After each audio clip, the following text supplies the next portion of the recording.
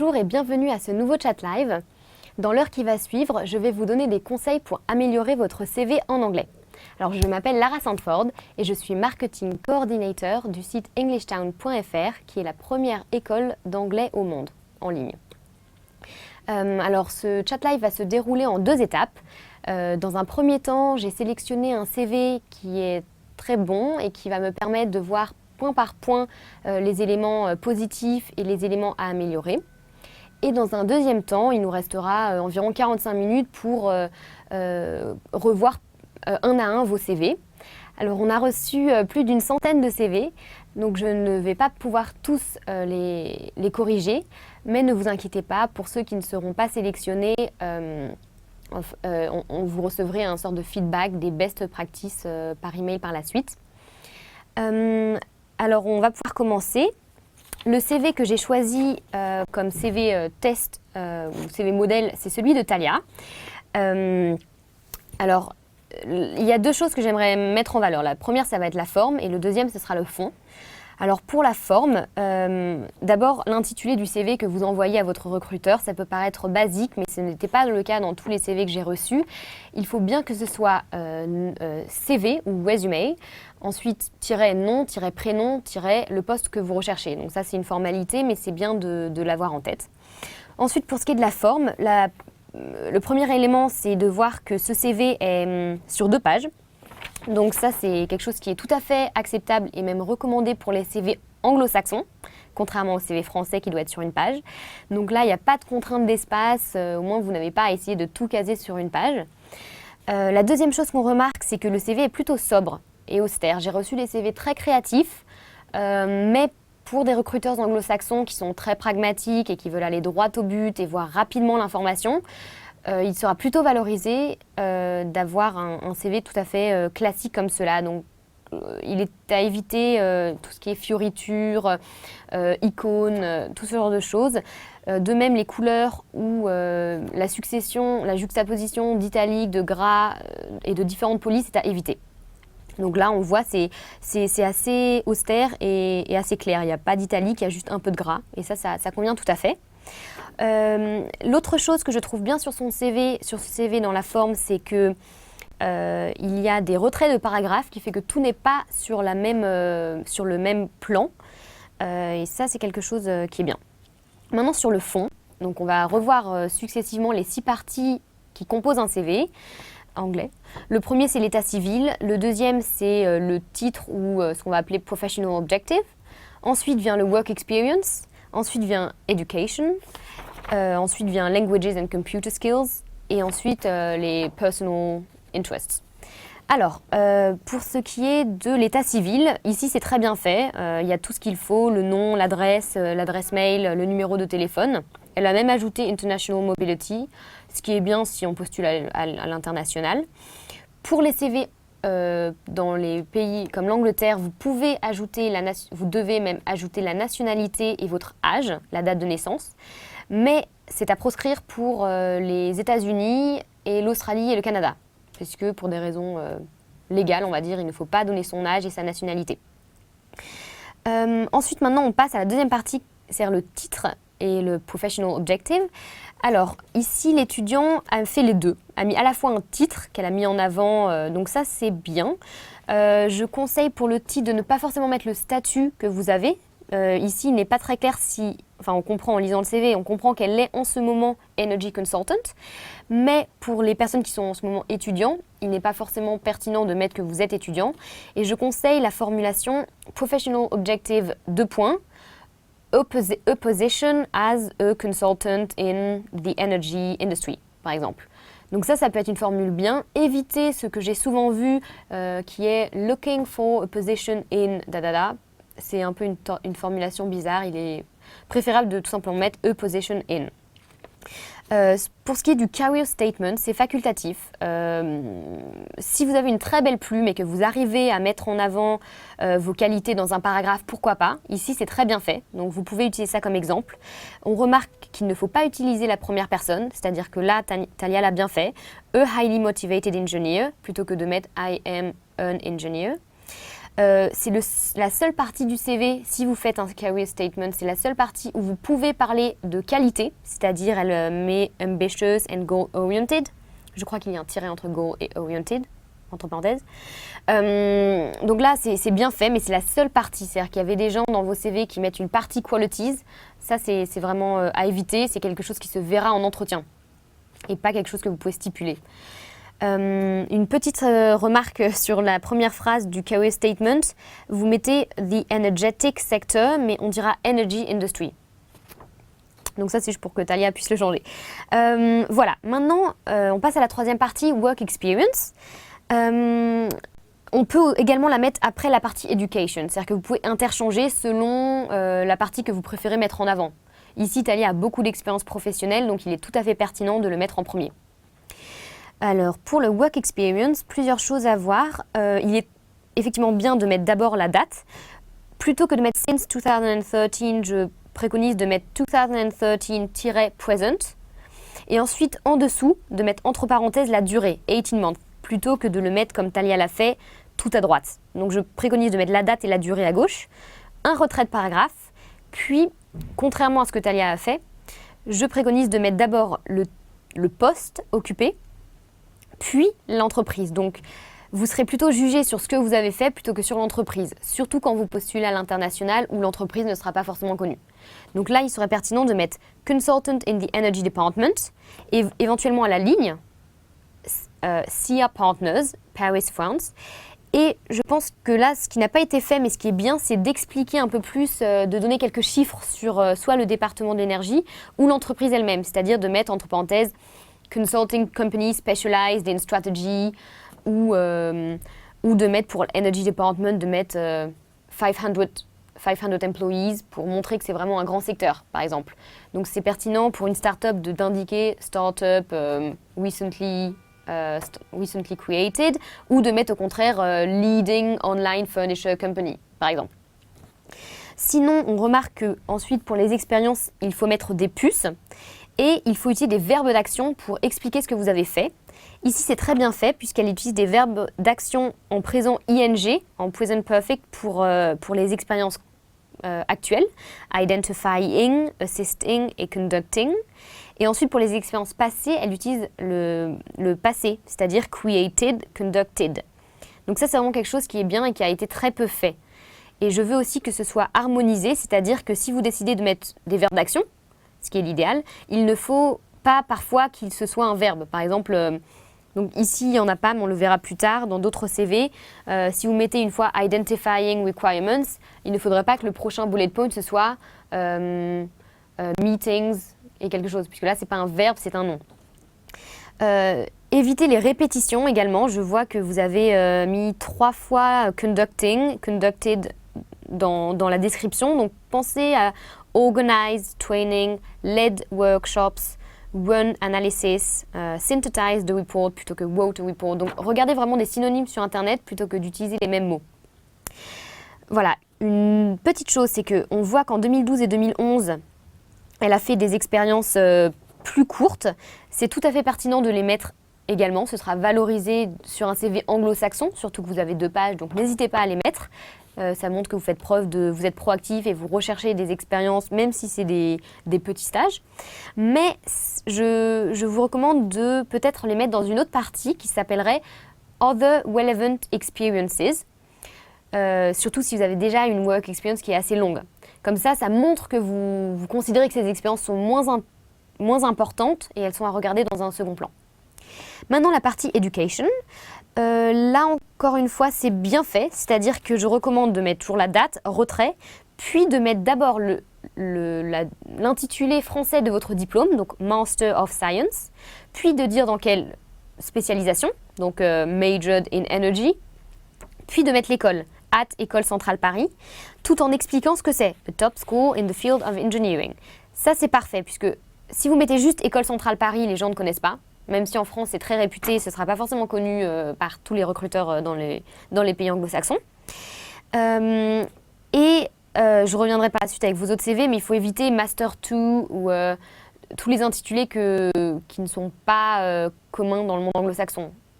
Cantonnez-vous à Master. En dessous, Talia a mis a listé les cours qu'elle a fait, ce qui est bien puisque là ils sont tous liés à ce qu'elle veut faire, qui est de Energy Consulting. Mais si vous listez par exemple Finance, Accounting, Marketing, là c'est pas bien. Il faut vraiment juste cibler ceux qui seront pertinents par rapport au poste auquel vous postulez. Ensuite, on voit qu'elle explique très bien ce que c'est que les prépas. Elle ne va pas juste mettre classe préparatoire, elle va mettre 2-year undergraduate intensive course in mathematics. Donc, et ensuite, elle explique que c'est une préparation pour les examens. Donc ça, vous pouvez garder effectivement cette phrase-là pour expliquer ce que sont les classes préparatoires. Par contre, le baccalauréat, je recommande de plutôt écrire baccalauréat, entre parenthèses, equivalent of the A-levels. Et ensuite, de mettre obtained with honors, si vous avez eu une mention. Mais de ne pas mettre International High School en premier, plutôt mettre le titre que vous avez eu. Maintenant, on passe aux language skills. Ça ne se dit pas languages knowledge. Il faudrait mettre language and additional skills ou language and computer skills, puisque là, il y a que des computer skills en plus des langues. Pour les langues, vous pouvez mettre French, il faut mettre native, pas mother tongue, donc il faut mettre native. Ensuite, si vous avez une deuxième langue où vous êtes presque bilingue, vous pouvez mettre fluent. Puis, vous pouvez mettre advanced ou proficient. Et ensuite, beginner ou... non, beginner, c'est bien. Là, ce que j'aime bien aussi que Talia a fait, c'est qu'elle a mis très précisément des séjours qu'elle a fait, donc qui vont étayer son niveau. L'idéal est même d'ajouter si elle a le TOEIC ou un examen qui peut aussi témoigner de son niveau. Si vous mettez Microsoft Office dans les computer skills, faites bien attention, ça inclut Access. Donc si vous ne maîtrisez pas Access, il faudra mettre entre parenthèses Word, Excel.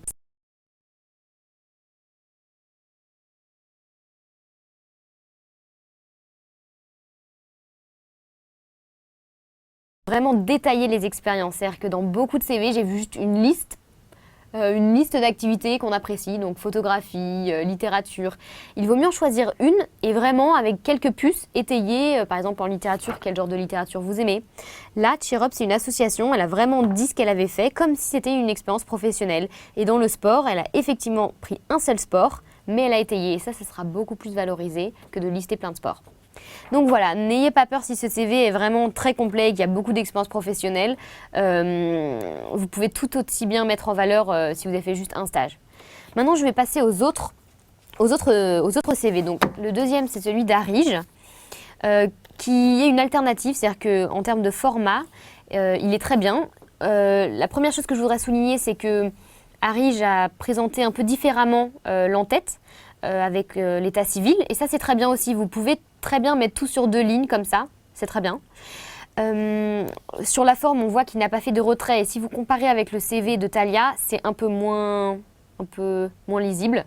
Les dates sont à droite, ainsi que les lieux. Et ça, je ne le recommande pas. Encore une fois, pour rester sobre, austère et pour savoir où trouver l'information, restez sur le format que j'ai indiqué dans le CV modèle. Même si ça, c'est tout à fait correct, hein, mais c'est une recommandation, ce n'est pas une science exacte, c'est ce que je recommande. Encore une fois, on voit pour Education, là il l'a mis en premier, ce qui va très bien. Je recommande du coup de mettre d'abord Master in Management Expected 2017, c'est bien cette formulation-là, Expected 2013 ou 2017, c'est bien pour expliquer que le diplôme n'est pas encore acquis. Et en dessous, j'aurais mis ESSEC Business School, et là j'aurais ajouté, entre parenthèses, AACSB accredited. Donc ça, cette formulation-là, vous pouvez la garder. Certaines écoles ont ces accréditations. C'est le cas de l'ESSEC. Si la vôtre a cette accréditation internationale, c'est bien de la mettre. Mais vous pouvez mettre virgule ranked second best school in France according to the Financial Times ou quelque chose comme ça pour expliquer que l'ESSEC a un très bon ranking. Ensuite, on voit il a mis relevant courses, donc ça c'est bien. Par contre, il a mis GCSE A pour l'anglais et pour les maths. Ça, c'est des notes de baccalauréat, donc c'est plus pertinent de ne pas mettre ça ici, mais de plutôt mettre ça dans la partie où vous mentionnez le baccalauréat. Et dans les cours que vous avez fait à l'ESSEC, si vous avez eu des bonnes notes, tout à fait, entre parenthèses, vous pouvez mettre les notes que vous avez eues à l'ESSEC, tout en mettant bien que c'est sur 20, pour bien qu'ils comprennent que c'est sur 20. On voit qu'il a eu pour son lycée, il a eu une bourse, scholarship, donc ça c'est très bien de le mettre, n'hésitez pas. C'est dans cette partie éducation où vous allez mettre si vous avez fait des échanges, si vous avez eu Si vous êtes partie de la Dean's List, par exemple, c'est-à-dire des meilleurs étudiants, c'est très bien de le mettre. Et si vous avez eu des bourses. Ensuite, la partie Work Experience. Encore une fois, il est mieux de mettre d'abord le poste, puis l'entreprise, en expliquant un petit peu ce que c'est que l'entreprise. GDF Suez, surtout, ils connaîtront peut-être pas. Surtout que c'est un grand fournisseur. Donc, vous pouvez dire Major Energy Provider in France. Évitez les sigles, ou alors il faut les détailler. Donc, GDF, Gaz de France, il vaut mieux détailler. Là, les verbes, étant donné que pour BNP Paribas, c'est une expérience actuelle, il faudrait mettre performing, releasing et working, plutôt que de mettre au passé. Ensuite, il y a toute une partie community service, ça c'est très valorisé, surtout aux États-Unis. C'est similaire, vous pourrez le mettre, je recommanderais de plutôt, soit vous considérez que ça fait partie d'une work experience, auquel cas vous le mettez là, soit vous considérez que c'est plutôt proche de vos intérêts personnels et dans ce cas, vous le mettez après la partie IT and language skills. Mais là, c'est tout à fait bien, c'est très impressionnant, tout ce qui a été fait, ce sera vraiment apprécié.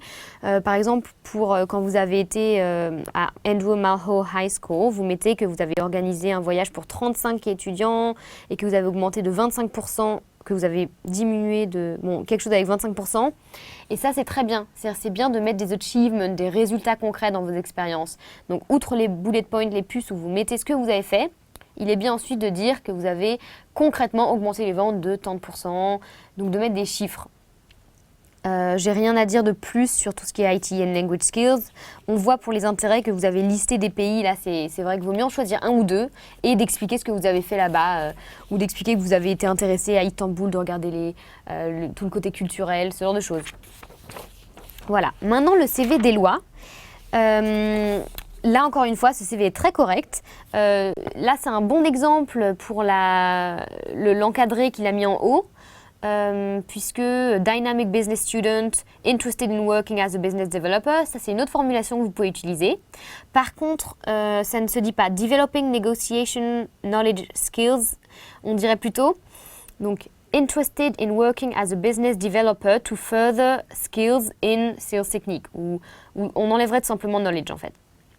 Ensuite, il y a une partie qualities et une partie skills. Ça peut tout simplement partir. Ce n'est pas recommandé de mettre vos qualités, puisque c'est tout à fait subjectif et ce sera quelque chose qui sera vu en entretien. Donc, enlevez la partie qualities et skills. Si vous voulez vraiment mettre quelques qualités, comme je l'ai dit auparavant, vous pouvez les intégrer dans votre petit encadré où vous décrivez ce que vous voulez. Donc, vous pourriez mettre to leverage the skills as a good negotiator. Là, par exemple, vous dites de façon plus subtile que vous êtes bon en négociation. Maintenant, les work experiences, je répète le fait qu'il vaut mieux avoir des retraits, mettre la date, puis le titre, puis l'entreprise. Mais ce que j'aime beaucoup dans la façon dont il a présenté ses expériences, c'est qu'il a d'abord mis challenges, où il a mis ses tâches, puis il a mis les résultats, puis il a mis le site internet. Ça peut être bien de mettre le site internet, mais surtout la partie résultats, le fait de vraiment clairement l'indiquer montre qu'on se dit bon c'est bien, il y a vraiment eu des résultats et c'est une personne proactive. Donc ça c'est vraiment bien. Donc je répète quand même dans les challenges, il faudrait mettre analyzing, supporting, working. Et ensuite pour les expériences passées, supervised, organized, analyzed au passé. Et là dans les résultats, vous avez mis pour la deuxième expérience professionnelle, vous avez mis Tools Creation to Measure Distributor Performances. Là, il vaudrait mieux mettre, encore une fois, un verbe, puisqu'on reste harmonieux. Donc, vous avez choisi de mettre des verbes d'action. Donc, mettre des verbes d'action aussi pour les résultats, c'est-à-dire Created Tools to Measure Performance. Donc, voilà, il y a juste une partie pas très claire. La dernière expérience professionnelle, en octobre 2009, Create and Run a Business as an Entrepreneur. C'était peut-être l'intitulé de la mission, mais c'est pas très clair, donc je vous recommande juste de clarifier un petit peu ça. Sinon, c'est un très bon CV. Pour la partie Education, ah oui, quelque chose d'important, c'est que vous avez fait un échange universitaire en 2014.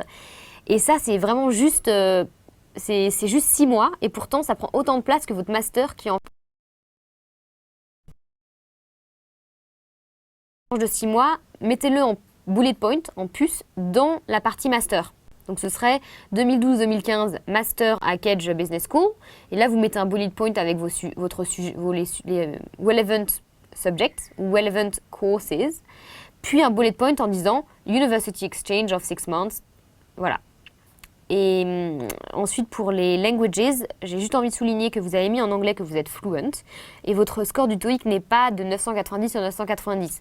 Bon, je vais peut-être être un peu rabat-joie, mais fluent, c'est vraiment pour les personnes qui sont bilingues. Peut-être quelqu'un, par exemple, qui aura la double nationalité anglaise et française et qui parle français à la maison, lui, il est vraiment fluent, mais il va pas mettre native parce que sa langue maternelle reste le français. Donc là, il pourra mettre fluent. Mais je vous conseille plutôt de mettre proficient. Proficient, c'est-à-dire que vous êtes très très bon, sans pour autant avoir la prétention de dire que vous êtes bilingue. Ici, il a marqué aussi à la fin references available upon request. C'est quelque chose que j'ai vu dans de nombreux CV et des personnes le recommandent, mais en même temps, moi je vous le déconseille parce que s'ils en ont besoin, ils vous le demanderont. Ils vous le demanderont forcément une fois que vous êtes pris. Et du coup, ça peut paraître un peu prétentieux de penser qu'ils vous le demanderont pas ou ça paraît évident en fait que vous donc je ne le recommande pas forcément, mais ce n'est pas non plus une grave erreur. Il y a peut-être certains recruteurs qui seront irrités par cela. Maintenant, on passe sur le CV de Camille. Là, encore une fois, bon, il est très bien quand on le regarde comme ça, mais si on part du principe qu'on peut faire 2 pages, à la fin, c'est peut-être pas la peine de faire sur 2 colonnes et vous pourriez peut-être élaborer certaines expériences. Donc du coup, il est très très bien fait, hein, mais je vais plutôt pointer ce qui ne va pas, mais ça ne veut pas dire que c'est pas bien fait. Hein. Par exemple, la première chose, donc looking for 6 months internship, je dirais plutôt professional objective, 6 months internship in sales, pas purchasing, donc in sales in London, starting in February 2015. Ensuite, pour la partie education, second year at the grande école programme. Ils ne connaîtront absolument pas ce système de grande école. Ils ont du mal à comprendre ce système. Il vaut mieux mettre... vous dites même pas que vous faites un master. Donc en fait, je suppute que c'est un master, mais il faudrait mettre plutôt master expected 2014. Ensuite, vous mettez en dessous Neoma Business School. Si vous voulez vraiment mettre que c'est le programme grande école pour que les gens comprennent que vous avez fait prépa ou quoi, vous pouvez mettre entre parenthèses, entre guillemets, grande école programme, pour qu'ils comprennent que c'est l'équivalent français. Voilà. Ensuite, je ne comprends pas très bien ce que c'est que Graduate Certificate. Peut-être que c'est quelque chose que je ne connais pas, mais le recruteur ne connaîtra peut-être pas non plus. Donc, il faudrait mettre entre parenthèses ce que ça veut dire. N'hésitez pas à expliquer. Ensuite, vous dites Training occurred by apprenticeship. 2.5 years at the university, 2.5 days in a company. Je vous conseille, c'est une formulation un peu floue. Je vous conseille de plutôt mettre part-time studying, part-time working. Et ensuite, working on a thesis. Mettez tout simplement thesis, subject, plutôt que de mettre working on. C'est pas la peine de mettre des verbes dans ces sections-là. Vous mettez des bullet points avec un nom directement. Ensuite, 2009-2012, Degree in Business Economics, qu'est-ce que c'est? Est-ce que c'est un bachelor? Là, il serait bien de peut-être University Degree, mais là, c'est pas très clair. Et ensuite, en 2009, vous mettez A-Level. Ça, c'est effectivement le baccalauréat en anglais, mais là, un recruteur pourra peut-être penser que vous avez vraiment eu le A-Level, alors qu'il voudrait mieux mettre baccalauréat, comme je le dis entre parenthèses, equivalent to the A-Level. Voilà. Pour la work experience, alors là, c'est une personne qui a fait comme je recommande, c'est-à-dire qu'elle a bien mis le poste avant l'entreprise, donc ça c'est bien. Elle pourrait expliquer, elle l'a fait d'ailleurs pour AGI de Domitis, elle a dit Specialized in the Development, donc ça c'est bien, elle a expliqué, donc pourquoi pas le faire pour L'Oréal. Surtout que c'est un grand groupe, donc mettez leader in, et vous expliquez dans quel département vous étiez. Là, j'ai juste encore une fois une remarque à faire sur le fait qu'il y a une répétition. Donc, vous mettez 4 fois le verbe managing. Donc, vous pouvez mettre, au lieu de managing new POS projects, vous pourrez mettre overlooked the project ou delivered the project. Et POS, c'est point of sale. Moi, je le sais, mais peut-être qu'un recruteur se dira qu'est-ce que c'est. Donc, vaut mieux expliciter ce que c'est. Ou tout simplement marquer en entier point of sale. Il manque également les achievements. Donc là, par exemple, realizing calls for tenders. Pourquoi pas mettre combien d'appels vous avez fait ou combien de deals vous avez eu à la suite de ces appels. Donc je vous encourage vraiment à faire cet effort de mettre des faits. Ensuite, donc, quand elle était sales representative sur plusieurs années d'affilée et quand elle était waitress, ça c'est bien, mais vous pouvez le mettre encore une fois dans une partie other relevant experiences. pour dire que c'est encore une fois une partie un peu secondaire. Et plutôt que de lister June 2009, 2010, 2011, 2012, mettez every summer from 2009 to 2012. Ce sera mieux. Dans languages, n'oubliez pas mother tongue, non, vaut mieux mettre native. Donc là, la mise en score du TOEIC, c'est bien. Si vous avez été en Espagne, un petit séjour, c'est toujours mieux de le mettre. Comme ça, on comprendra ce que vous voulez dire par intermediary level. Voilà, sinon c'est bien. Encore une fois, les activités, peut-être expliquez-en une ou deux. Maintenant, on passe au CV de Vanessa. Là, on voit que c'est un peu plus lourd. Si vous comparez avec le CV modèle, avec les sigles, avec les parties en gris, c'est moins recommandé. Je ne vous recommande pas de mettre du gris, surtout quand on imprime en noir et blanc, ça donne du gris. Je ne sais pas si c'était de la couleur en vrai, mais moi c'est en noir et blanc, là ça rend un peu moins bien. Donc du coup, je vous recommande déjà de ne pas mettre des cibles, les logos de l'entreprise, et de ne pas forcément mettre, de pas mettre ces bandes grises. Ensuite, j'ai pas parlé des photos, c'est vrai. Là, il y a une photo. C'est possible pour les CV en Angleterre, mais ne le mettez surtout pas aux États-Unis ou dans d'autres pays. Uniquement pour l'Angleterre, c'est possible, et encore, je le recommande pas, puisque c'est possible de faire des faux pas. C'est-à-dire qu'il y a là, la photo est bien, mais il y a quand même quelques photos que j'ai vues qui n'étaient pas très professionnelles ou qui donnaient au final plutôt une mauvaise impression. Donc, pour être plutôt dans la vigilance, je préconise de ne pas en mettre. Au moins, vous ne faites pas d'erreur. S'ils en veulent vraiment une, ils en demanderont une. Donc là, pareil, looking for an internship, j'enlèverai le looking for. Je mettrai objective, an internship, voilà. From January 2014, mettez toujours la date, c'est mieux. Academic qualifications, je resterai sur le terme education. Sinon, je n'ai pas grand-chose à redire, c'est bien. Plutôt que specialization in human resources, je mettrai majored in human resources. C'est bien qu'elle mentionne sa thèse et qu'elle mentionne son semestre dans la sous-partie du master, comme je l'ai dit. Donc là, c'est un exemple où c'est bien fait. Dans la partie baccalauréat, vous mettez obtain with merit. On dirait plutôt obtain with honors. Ensuite, dans la partie work experience, donc là, encore une fois, c'est bien parce qu'elle a mis le poste puis l'entreprise. Donc ça, c'est bien. Elle pourra peut-être encore une fois expliquer un petit peu l'entreprise. Pas forcément le chiffre d'affaires, mais en tout cas, expliquer. Si c'est par exemple un site de e-commerce, vous pouvez expliquer tant de visiteurs par mois. Ou voilà, ça s'appelle bien. Dans les verbes, pour les puces, elle met involved. Donc ça va. Mais ensuite, elle met recruitment, qui n'est pas un verbe. Donc plutôt mettre organized or manage the recruitment process, quelque chose comme ça. Ensuite, j'ai oublié de dire que pour les dates, elle met novembre-décembre 2013, ça fait un peu lourd. Je vous recommande de mettre 2013, 2 mois. Ou 2013, 3 mois. Ça sera plus clair. Ensuite, là c'est bien. Pour les langues, vous mettez Chinese Mandarin, vous pouvez mettre juste Mandarin. Et beginner level plutôt que notions, qui ne se dit pas vraiment en anglais. Et dans others, vous mettez fully conversant. Je mettrais plutôt fully proficient. Proficient in Word, Excel, PowerPoint. Voilà. Et dans les hobbies, vous mettez que vous faites des associations humanitaires, ce qui sera très valorisé si vous postulez dans toute entreprise, hein, mais il serait vraiment bien de les lister et vous avez 2 pages, donc n'hésitez pas à le faire. Là, vous étiez peut-être limité par le nombre de pages. Ensuite, je vais passer au CV de Skander. Alors, donc là, c'est un CV dans la forme qui est très bien. Là, par exemple, typiquement, la photo, je trouve qu'il y a un fond derrière. Donc là, je pense que c'est mieux de... Et en plus, c'est un peu gris quand on l'imprime. Donc, je recommanderais de là ne pas forcément en mettre ou... C'est pas obligé d'en mettre. Vous mettez 3 spoken languages. Pourquoi pas le mettre de façon plus subtile dans votre professional objective. Vous pouvez mettre supply chain engineer, interested in a position as a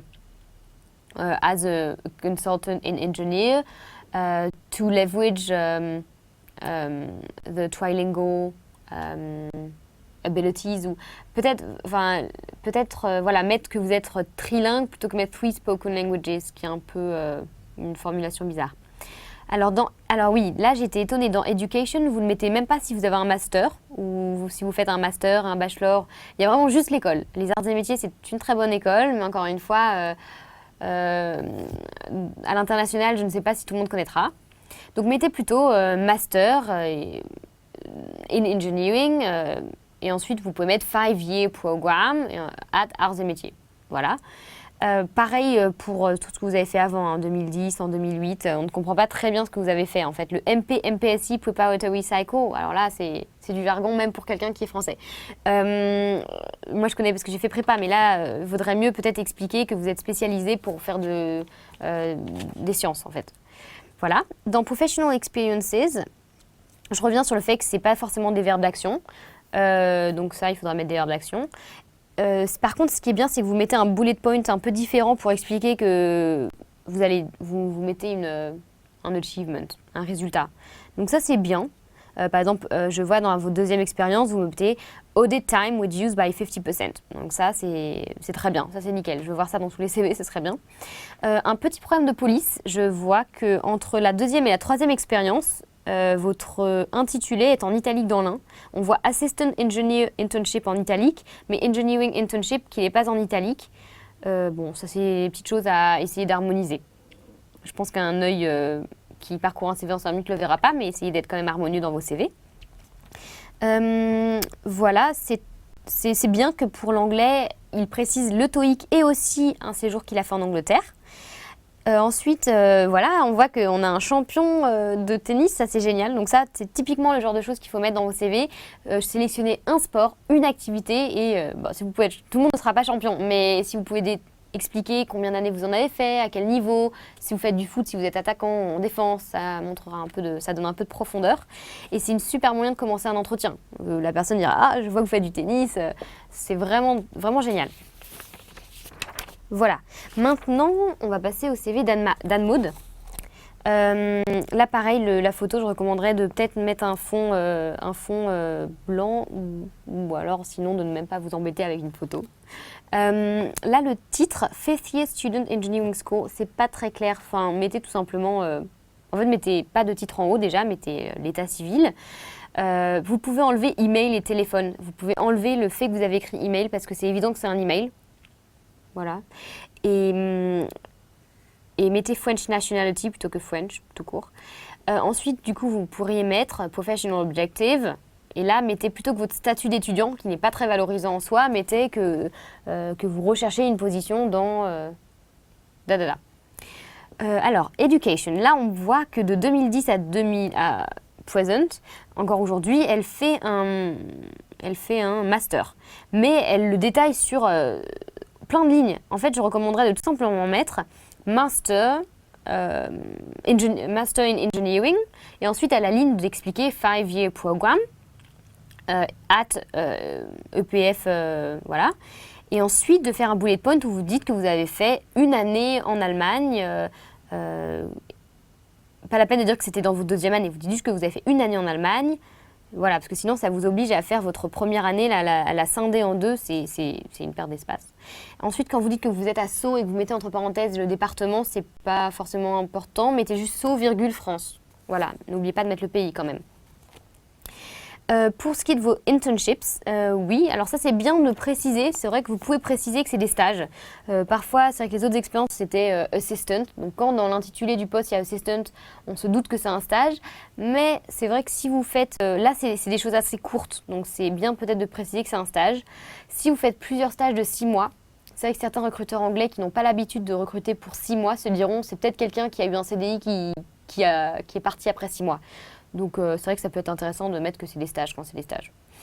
Là, j'aimerais juste m'attarder un petit peu sur vraiment la description des missions, puisque ça pourrait être bien mieux mis en valeur. Il y a des choses très intéressantes, mais c'est vraiment dommage la façon dont c'est écrit. Si je prends les premières expériences à Louis Vuitton, donc là, c'est une longue phrase qui nous dit qu'en gros, identify the slow seller products, evaluated their stocks, estimated the overstock and returned them to the warehouse. En gros, en un mot, vous avez fait du stock management. Alors, ce que je vous recommande, donc là, je vous recommande d'écrire controlled stock management to optimize investments by flagging low turnover products. Et ensuite, vous pouvez mettre the result was, donc result, 2 points, cut cost by 40% and we allocated the extra budget to in-store marketing. Donc là, par exemple, vous utilisez du vocabulaire spécifique, stop.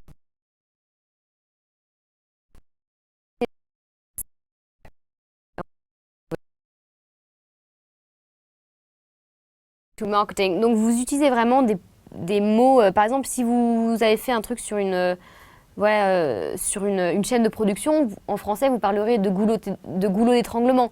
Donc voilà, il y a vraiment des mots comme ça techniques qui montrent que vous avez retiré du vocabulaire de votre stage. Donc voilà, ce serait une façon d'optimiser ça. Si on prend son stage à Technip, involvement, establishment, encore une fois, je préconise de mettre des verbes. Et elle met un moment de CBT. Faudrait expliciter ce que cela signifie. Ensuite, si on prend l'autre expérience, celle à Munich, vous avez mis je pense qu'il y a moyen d'optimiser ça encore, puisque vous mettez dans un deuxième tiret que vous avez découvert la culture allemande.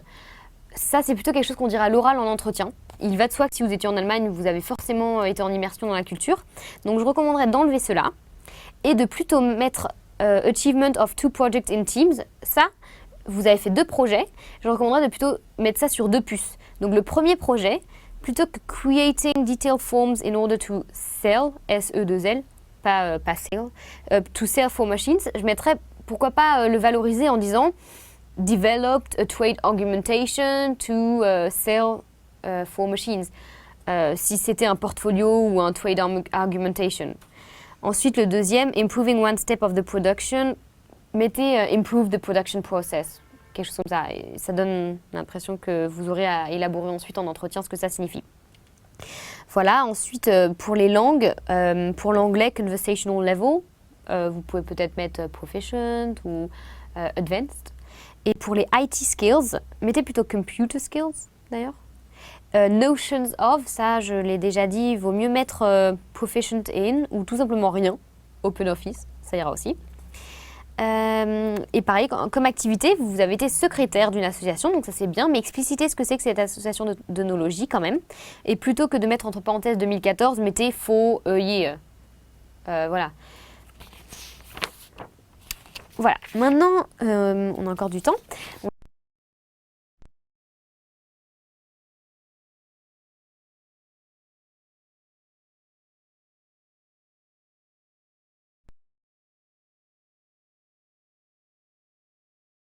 Il y a vraiment un effort visuel et donc ça peut sûrement être très valorisant quand on postule dans des métiers qui veulent justement de la créativité.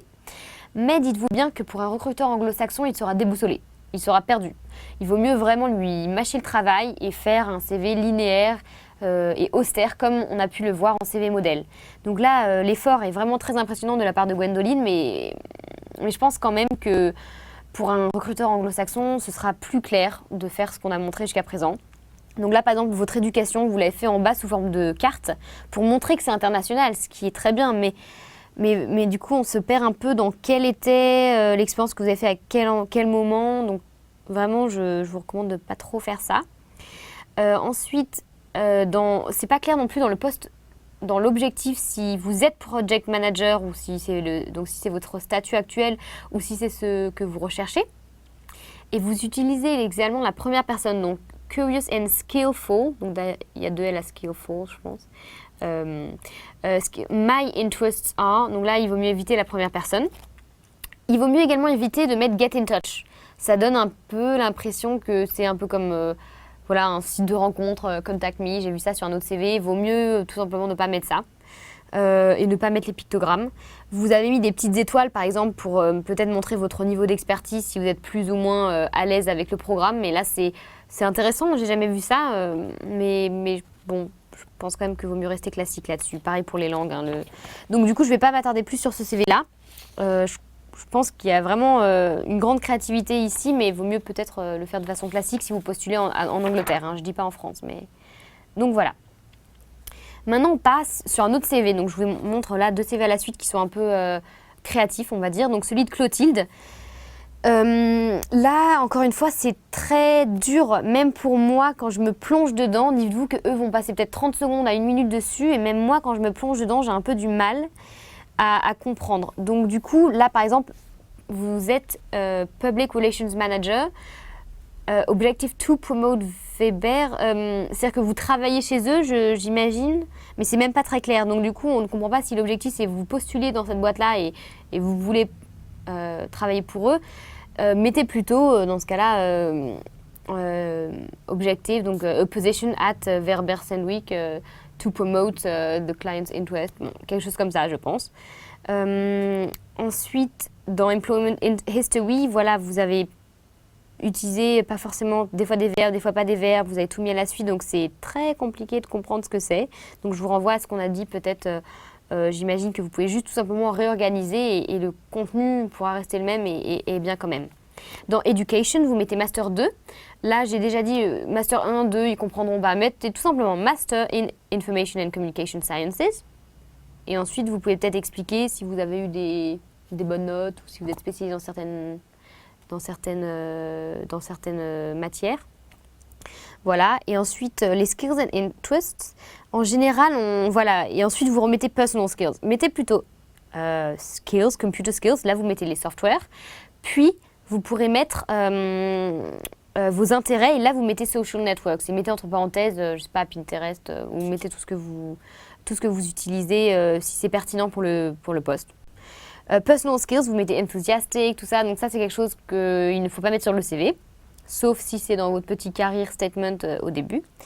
Et ensuite, le BAFA, vous mettez que c'est Animation and Youth Center, mais ils comprendront quand même pas. Donc expliquez un peu mieux. Vous avez 2 pages encore une fois, donc vous pouvez. Vous êtes en train de créer un site, donc ça, c'est génial. Ça va tout à fait avec un profil créatif et avec ce que vous avez fait, mais mettez-le encore plus en valeur. Mettez peut-être votre objectif, l'idée derrière ce qui vous a donné l'idée de faire ça. Vous pouvez vraiment mettre des petites puces et expliquer un peu votre objectif. Vous pourriez mettre que c'est en cours, mais que votre ambition, c'est d'avoir 200 followers ou visiteurs par mois ou quelque chose comme ça. Voilà. Ensuite, alors le CV, Thibaut, son CV, on remarque qu'il est peut-être bavard, mais en tout cas, il a utilisé beaucoup la première personne. Il explique tout en disant I am presently studying, I conducted research, during the second year I oriented myself. Donc du coup, voilà, comme je l'ai dit, la première personne du singulier est à proscrire dans le CV. Ensuite, il dit engineering student in food industry processes. Je pense qu'il faut plutôt mettre engineering student majoring or specialized in the food industry processes plutôt. Voilà. Donc du coup, je reviens pas forcément sur le summary, donc n'utilisez pas la première personne. Vous pouvez tout simplement mettre que c'est un objectif et en quelques phrases, vous mettez ce que vous recherchez. Pas la peine de marquer personal details, mettez-le directement. Et pas la peine de marquer adresse, mobile number, c'est un petit peu long. Vous avez mis 2 adresses email, je me demande pourquoi, mettez-en qu'une. Voilà. Donc, dans vos expériences, vos key achievements, donc là c'est bien, mais encore une fois, vous pourriez mettre conducted extensive research. Et là, vous pourrez peut-être expliquer, je ne sais pas, de combien de pages c'était ou sur quel thème c'était. Et à la ligne mettre wrote a report ou voilà. Coordinated, vous mettez I coordinate the project teams. Mettez combien de personnes il y a dans l'équipe, par exemple. Donc, histoire d'être encore un peu plus factuel. Ensuite, dans Education, je vous conseille de plutôt mettre, plutôt que votre paragraphe où vous mettez que vous êtes orienté dans Sustainable Agricultural Productions, mettez plutôt Majored in Sustainable Agricultural Production ou voilà. Et ensuite, comme Key Achievement, vous mettez I was a member of the University Rugby Team. Là, ça n'a rien à voir, même si ça fait partie de votre... C'était fait en même temps que votre master. D'ailleurs, vous ne dites pas si c'est un master. Donc mettez-le. Mettez plutôt le rugby dans vos intérêts. Là, c'est très bien. Plutôt que de lister comme intérêt que vous faites du cycling, du rugby, du foot, mettez juste rugby et là, vous mettez que vous avez été à la finale. Ça, c'est bien. Ensuite, votre prépa. Donc là, vous l'expliquez. Je vous ramène à ce que j'ai dit en CV modèle sur la façon d'expliquer la prépa. 2 year intensive studies to prepare the entrance of competitive entrance to the schools ou quelque chose comme ça. Donc, peut-être vous pourriez le valoriser un peu plus sur le CV. Et dans votre Key Achievement, vous disiez que vous avez, I studied the effect of soil mineralogy. Ça, c'est super intéressant. Et je pense que vous pourriez même le mettre en expérience professionnelle. Votre expérience professionnelle est limitée à une seule expérience. Pourquoi ne pas mettre que pendant, si vous avez fait ce projet, même si c'est dans le cadre scolaire, si ça vous a duré 6 mois, vous pouvez mettre que c'est un projet part-time project 6 months. Et vous pouvez le mettre dans votre expérience professionnelle en détaillant avec des petites puces. Vous avez fait des recherches, vous avez dû interviewer des gens, tout ce genre de choses, ce sera vraiment valorisé. Et ensuite, dans votre baccalauréat, plutôt que de mettre scientific baccalauréat, mettez baccalauréat, majored in science, entre parenthèses, equivalent to A-levels.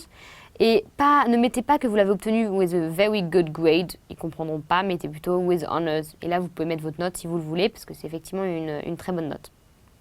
Voilà, dans vos skills, dans les IT skills, vous mettez some knowledge of InDesign. Mettez juste InDesign ou parce que some knowledge of, c'est un peu une formulation bizarre. Donc ne le mettez pas. Si vous êtes vraiment, si vous avez vraiment juste utilisé InDesign une fois et que vous n'êtes pas à l'aise, ne le mettez carrément pas. Hein. Voilà. Maintenant, pour le CV de Chloé, alors là, on voit qu'il est... en fait, ce qui n'est pas très clair, c'est qu'elle a mis les titres, donc Professional Objective, Education, elle l'a mis à droite. Un œil qui parcourt le CV rapidement ne le verra pas. Donc là, encore une fois, mettez-le à gauche. Je pense que donc le Professional Objective, c'est bizarre en fait de dire Motivated Student who wants to find a 6-month internship.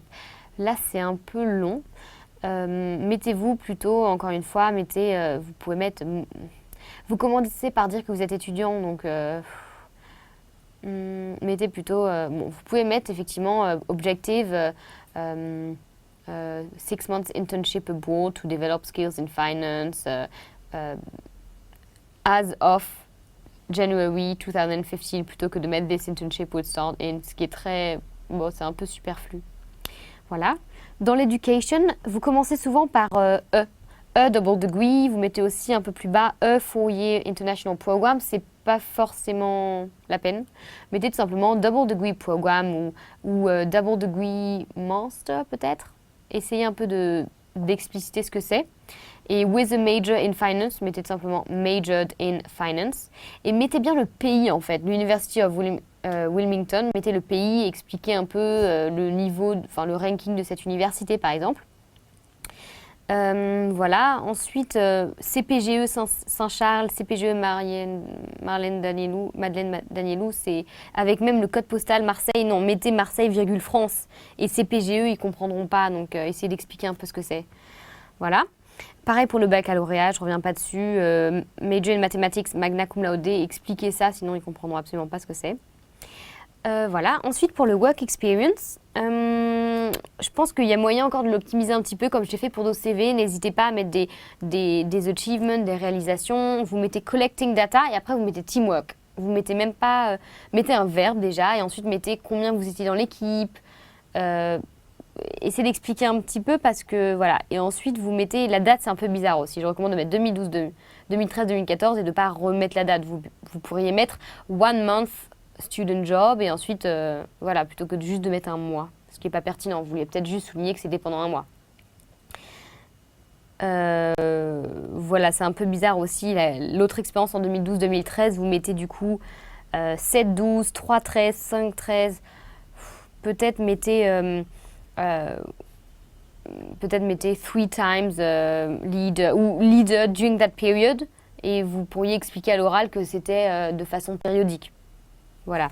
Et là, vous mettez des mots en ing alors que c'est peut-être plus d'actualité, donc il faudrait mettre des mots en ed, c'est-à-dire des verbes au passé.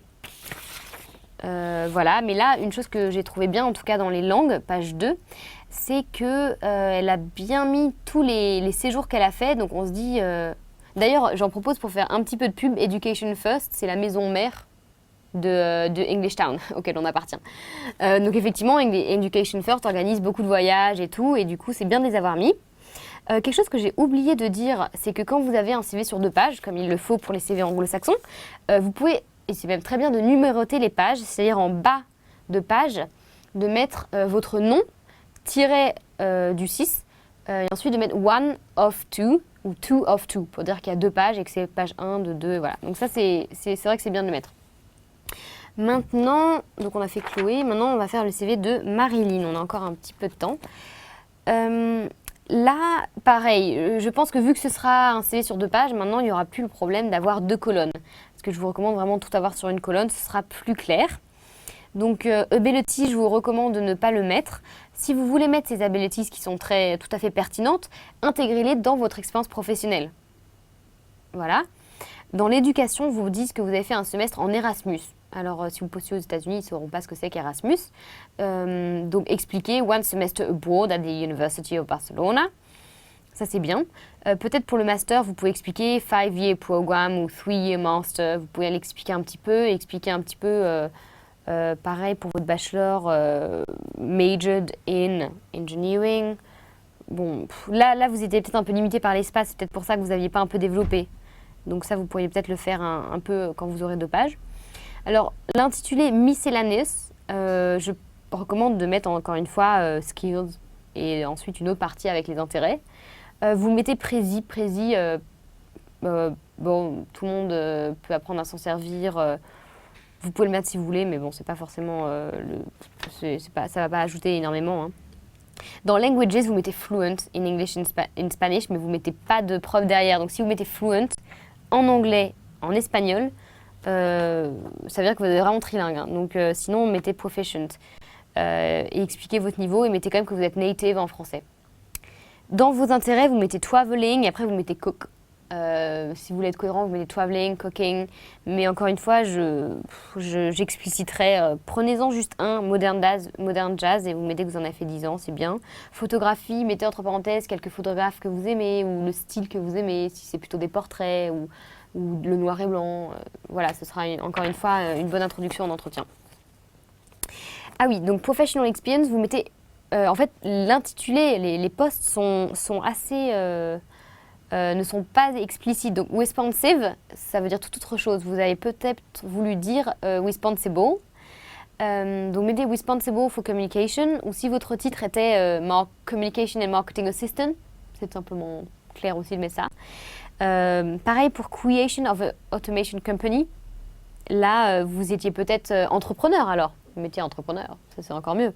Et je vois que vous avez 1, 2, 3, 4, 5, 6 fois le mot creation. Donc là, encore une fois, je vous renvoie aux synonymes. Essayez de trouver des mots autres que ça. Rapidement, donc j'ai le temps de faire le CV de Robin. Là, par exemple, j'enlèverai la photo quand même, juste parce que derrière, c'est un peu grisé et en plus, il ne regarde même pas vraiment en face. Donc je pense que vous pouvez peut-être enlever la photo ou en mettre une où... C'est bien que vous êtes en costume, mais peut-être une où vous regardez en face, qui est plus claire, ce sera peut-être mieux et ça ne vous empêche pas non plus de sourire peut-être un peu plus.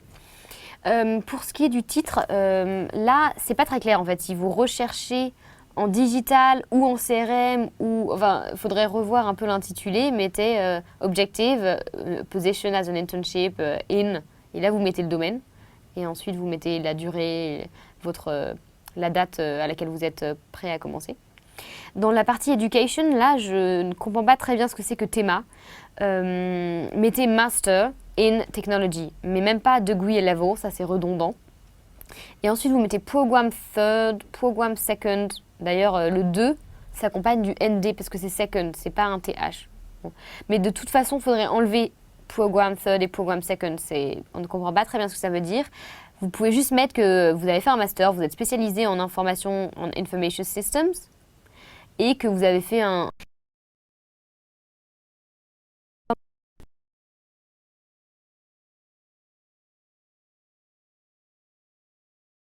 college.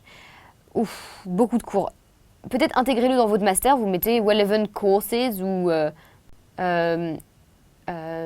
oui, voilà, mettez ça. Et là, vous mettez que vous avez eu tout ça. Mais là, il y a beaucoup trop de cours. Là, vous avez listé tout votre curriculum. Ce ne sera pas la peine. Essayez sinon de l'intégrer dans votre expérience professionnelle, que vous avez acquis de l'expérience en corporate finance, par exemple. Ce sera plus subtil. Et là, les dates, elles sont à droite aussi. C'est un peu bizarre. Donc, Pour les skills and competencies, vous avez fait un tableau. Là, encore une fois, c'est pas habituel, donc je vous recommande de ne pas le faire. C'est-à-dire que project management, je vois par exemple realization of a business plan. Est-ce que c'est que vous en avez fait un dans le cadre d'un cours ou est-ce que vous avez vraiment réalisé un business plan? Auquel cas, vous pouvez le mettre dans votre expérience professionnelle, par exemple, et vous expliciter ce que vous avez fait, dans quel domaine c'était. Si vous l'avez présenté devant des business angels, ce serait encore mieux. Voilà, sinon c'est un peu, on a l'impression qu'on lit un descriptif de votre master en fait. Voilà. Et après, vous avez quand même décrit votre professional experience, mais voilà, je pense qu'il y a moyen de l'optimiser. Vous avez mis le lien de votre LinkedIn. Oui, c'est bon, c'est intéressant, pourquoi pas. D'accord. Alors, maintenant le CV d'Alix. Là, c'est possible de mettre le logo de l'école, hein, mais bon, comme ils connaissent pas, ça peut faire un peu bizarre. Là, effectivement, ce CV, il est très espacé, mais avec les grisés, c'est pas le format typique, donc je recommande de ne pas forcément mettre ces grisés. De tout simplement mettre une petite ligne en dessous education pour séparer d'une étape à l'autre, plutôt que vraiment griser. Je pense que c'est un peu, ça nécessiterait de développer, par exemple, vous mettez juste que vous êtes à l'université de Navarra, expliquez si c'est pour un master, si c'est un programme en 5 ans, en 4 ans, en 3 ans, si vous avez eu quelques notes, quels cours vous avez fait. Là, ça manque vraiment d'informations, en fait. Moi qui ne connais pas l'université, je ne sais pas ce que vous avez étudié, par exemple. Ensuite, vous mettez vos langues et vos computer control, ça c'est un peu bizarre, computer skills plutôt. Ça, mettez-le à la fin, dans une partie séparée comme on l'a vu jusqu'à présent. Professional experience, là encore une fois, donc je recommande de mettre 1 month, de le mettre à côté de la date. Et seasonal work, c'est pas valorisant en fait de mettre ça en premier, mettez plutôt sales associate at Michael Kors. Voilà, et ensuite une fois, development of turnover, mettez entre parenthèses le turnover peut-être, ou de combien vous l'avez augmenté. Argue about the product et argue the sales, c'est pas vraiment de l'anglais. Donc peut-être demander j'ai pas le temps maintenant de corriger ça en détail, mais demandez à un anglophone, si vous en connaissez, ou à votre prof d'anglais, de vous donner des conseils sur des mots plus faciles à utiliser. Donc voilà, donc maintenant on a revu pas mal de CV, ils sont quand même tous bien, mais on a quelques minutes pour conclure.